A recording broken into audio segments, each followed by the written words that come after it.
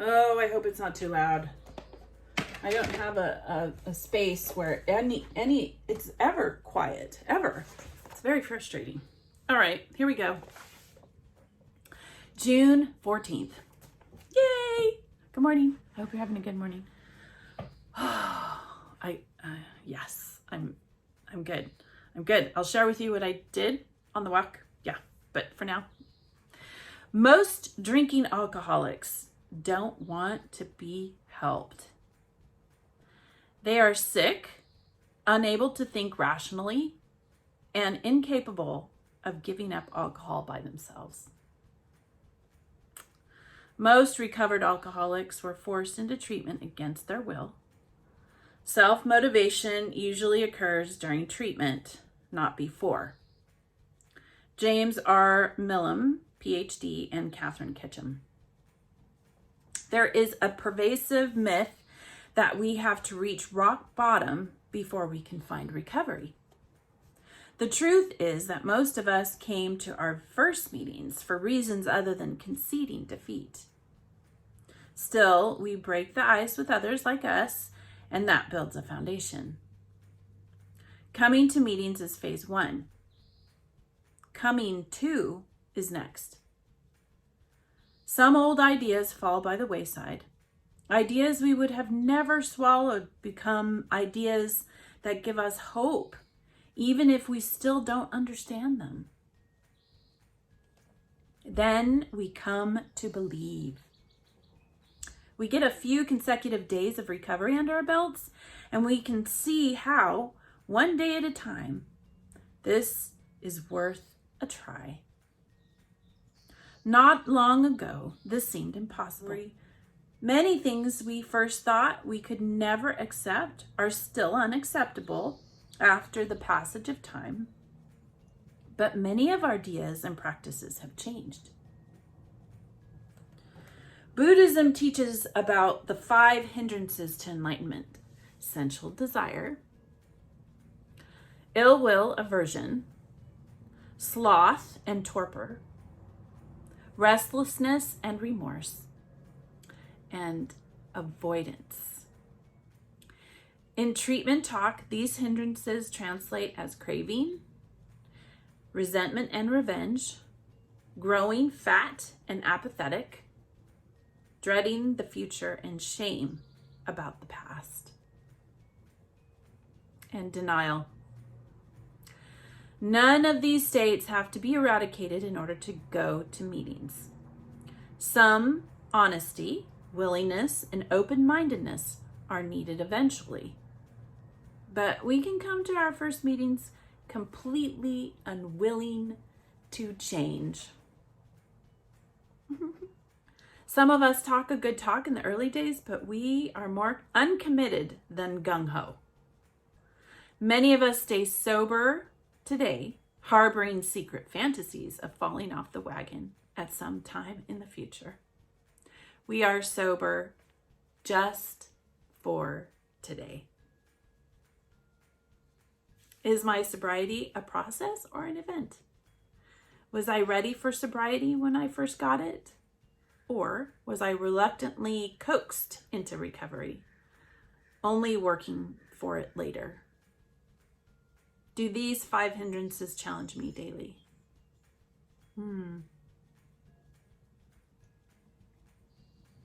So the 5 challenges being craving, resentment and revenge, growing fat and apathetic, dreading the future, right?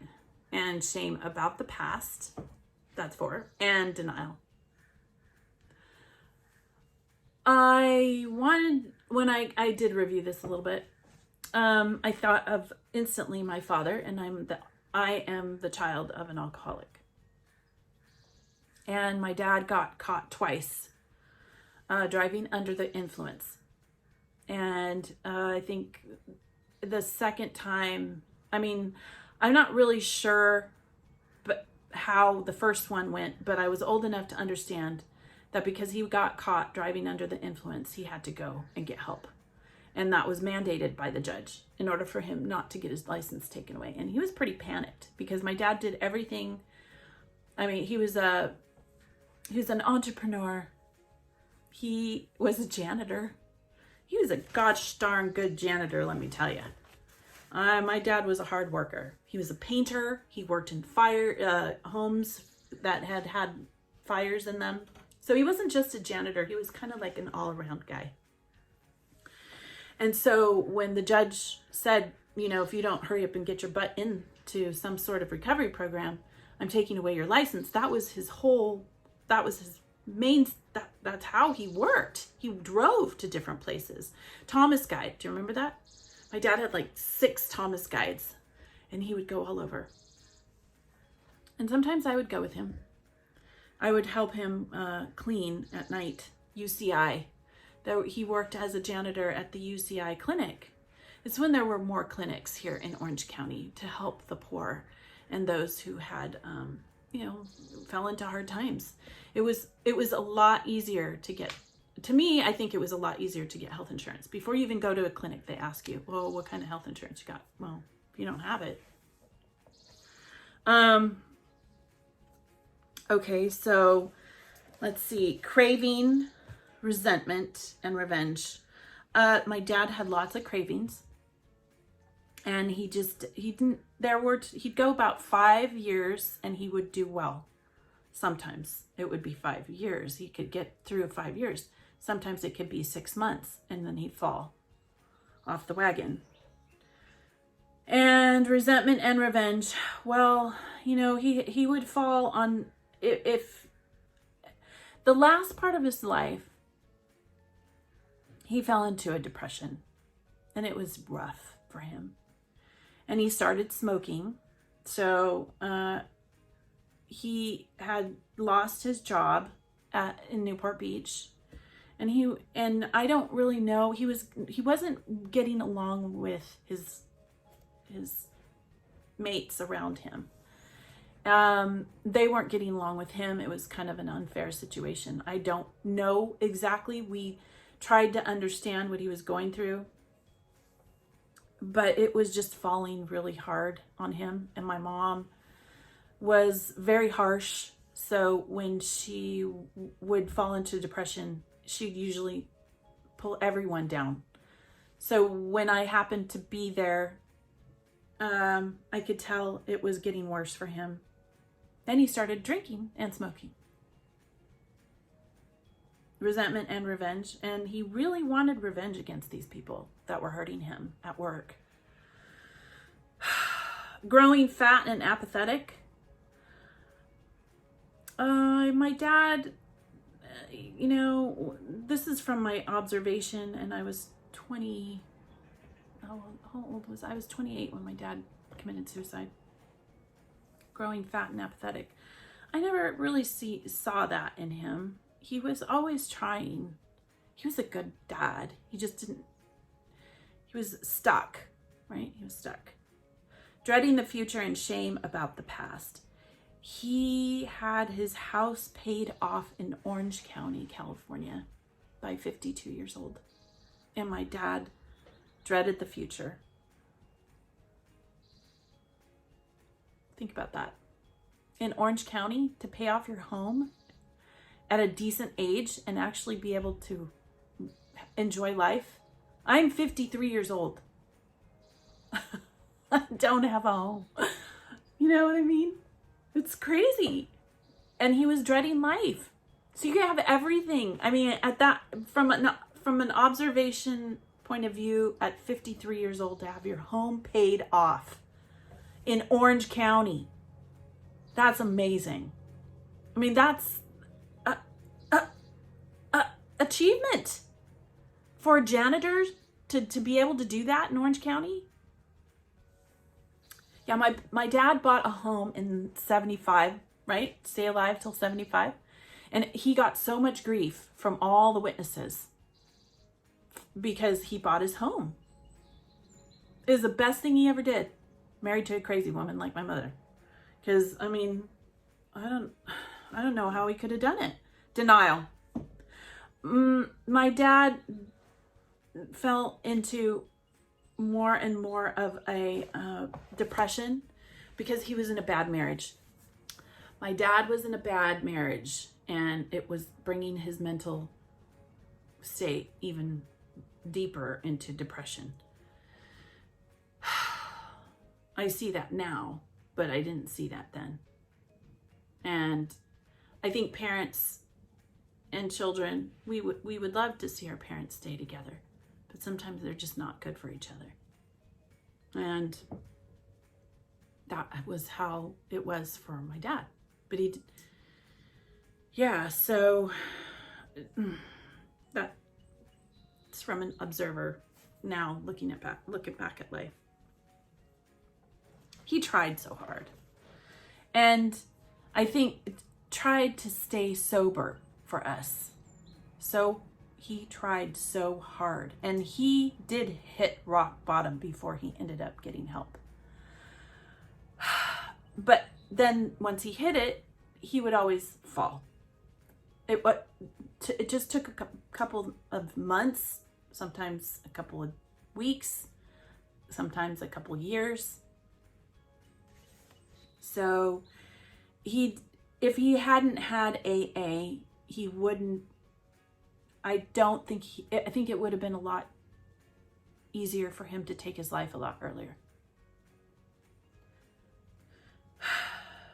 Yes, I was listening to Mel Robbins on my walk today, and I'll put that down on my video too. And she said something, if you just give yourself 24 hours, and I wish my dad had just given himself 24 hours. Just 24 hours. Try and talk to someone. Try and go through videos. If you feel like you want to die, I get that. I understand. Don't do it.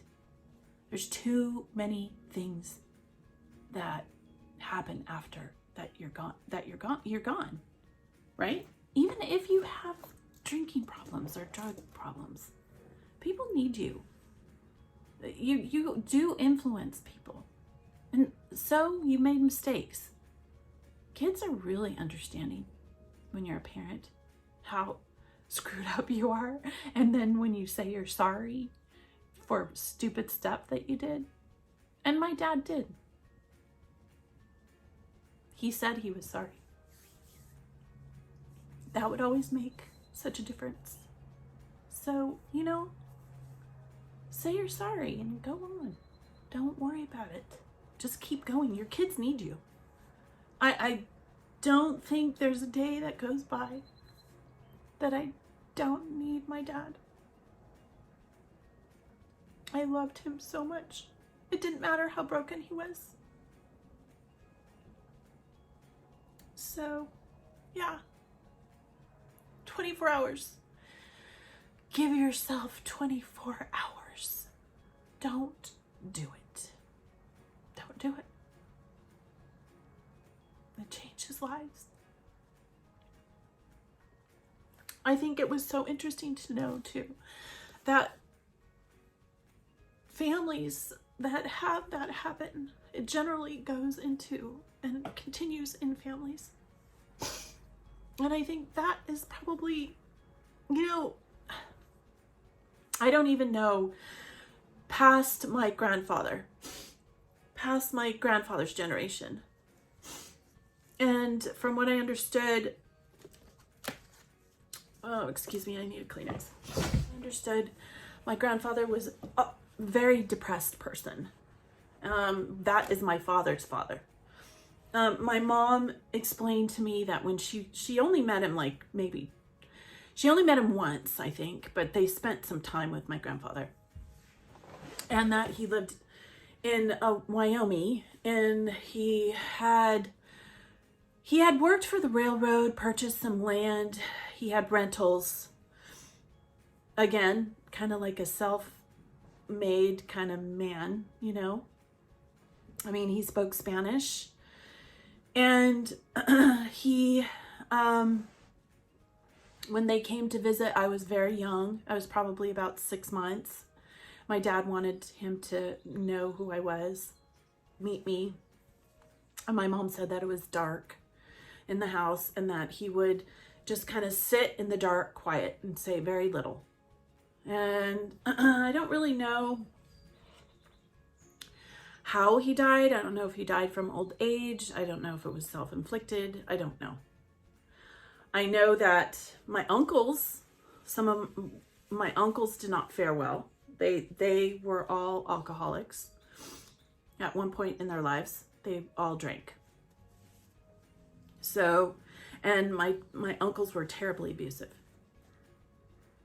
So, and that was because their mother was terribly abusive. Yeah, so just wait 24 hours. There's a domino effect that you won't see. And I know that you can't see past that, especially when you're right there. Yeah, so falling by the wayside. Some old ideas fall by the wayside. Ideas we would have never swallowed become ideas that give us hope, even if we still don't understand them. I believe that going to AA saved my dad from doing self-harm years before he probably could have. So in that way, I think if you can stand the God talk, right? And if you can find someone or a place, right, where you can speak freely without God in the picture, great. But I do believe that people are conduits. Regardless of how you believe, when you get into that room, people will, someone will say something that resonates with you if you're dealing with an addiction. So, and I've been to AA. I've been to Al-Anon. I went to AA with my dad when he was alive once. Wish I had gone more. And but I wasn't really supposed to be there, so he's like, shh, don't say anything. Okay, so I didn't say anything. I just sat quiet. And then I've also been to group therapy for people who had family members that committed suicide, because my dad. Sorry, I was a little deep today. I think that what it says, some honesty, willingness, and open-mindedness are needed eventually, but we can come to our first meetings completely unwilling to change. Yeah, so you don't have to go there thinking that you're going to change. They're going to change you. They're probably not. Not the first couple meetings. Let me tell you, my 7 meetings, I think I'm past 7. My Al-Anon meetings, oh, I hated it. It was awful. I would come back, I think, sometimes more depressed. But it just takes some time, right? And you don't have to share everything. In fact, I encourage you not to. Just keep some of it to yourself. And you want somebody who's healthy, a sponsor that's healthy. I haven't found that yet. So, I'm not gonna, we have very unique problems, I think. Unique in that once you've been religiously damaged, right? You don't want to go and talk to somebody who says, go pray to God. Give me a freaking break. I'm sorry. I'm not praying to God. I've been praying all my life. And didn't work. And then also, be of service. I remember one of the ladies said, okay, well, would you like to be of service? I'm like, you have no idea how long I have been in service. I am not going to be of service anymore. I'm done. So, I'll do it with the timer. That's it. I did that a couple of times. And I get involved with whoever's talking. And when the timer goes off, I'm like, ah! So, no, I'm not going to be the timer. I don't want to be of service. You don't have to do anything. All you have to do is sit there. So you don't have to change. It's just fun. It's fun to know that now, I'm like, I don't have to listen to that. Ha. But, it eventually it eventually hits you, and then you realize, oh, okay, I probably could do this a little better, you know? All right, sorry. I mean, I hope, and we need a hug. Yeah, a hug? Okay, here we go. There you go. I hope you're doing good. I hope you're going to do good today. And, you know, life is life. It's temporary. Everything is temporary. I know, sounds a little too district convention-y, but it is, right? It's so nice too. Wherever you are now, wherever the depths of despair that you are now, I promise it gets better. I mean, I've been in the depths of despair. It's horrible. It doesn't ever seem like it's going to go away. It never feels like you can breathe again freely. I understand that. Believe me, it's like when I lost my family, what I knew of as family before I got married. I thought every time I would breathe in, there were like pins everywhere. I couldn't breathe in that. And then when my dad died, again, I thought I would never get out of that kind of depression. It was so hard. And it takes time. And, you know, we don't live in a society where people are compassionate and understanding and loving. And that's why it's good to be here. That's why we need each other. Please tell me where you're coming from.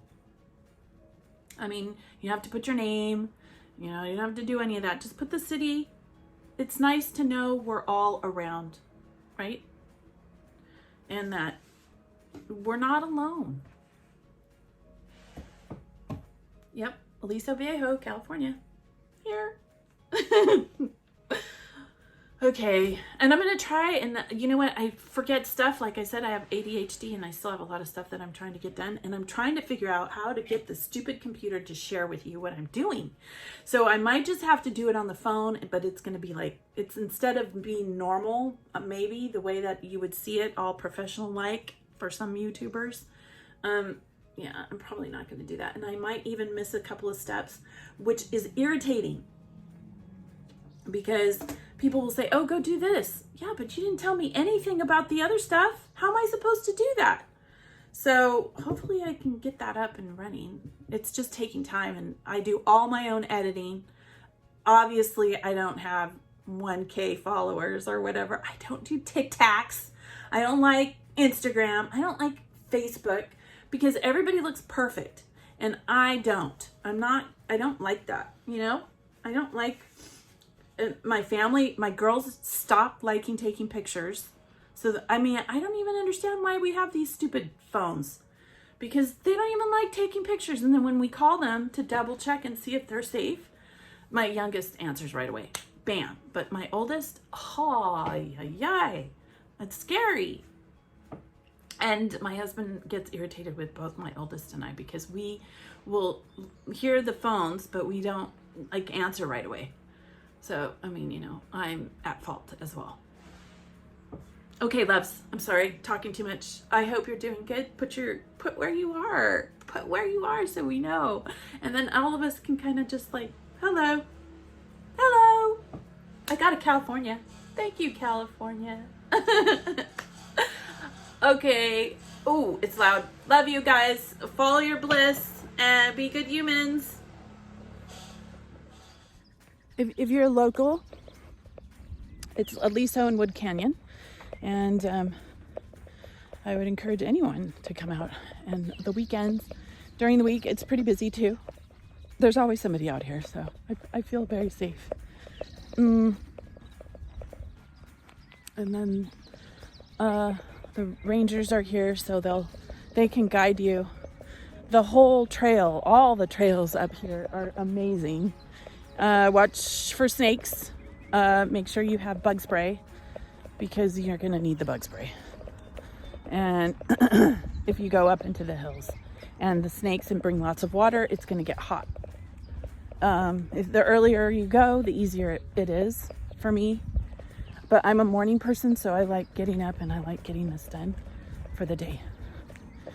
And if you like going hiking and you want it to be comfortable, then I would encourage to do it early in the morning. Plus, the animals are really out early in the morning. They like to be out and eating their breakfast, running around, talking to each other. It's so fun. It's so nice to see that life. Okay, well, follow your bliss. I hope you get outside. I hope you get an opportunity to see the little things, the creatures around you. And I hope you have that opportunity. Okay, follow your bliss. Be good humans.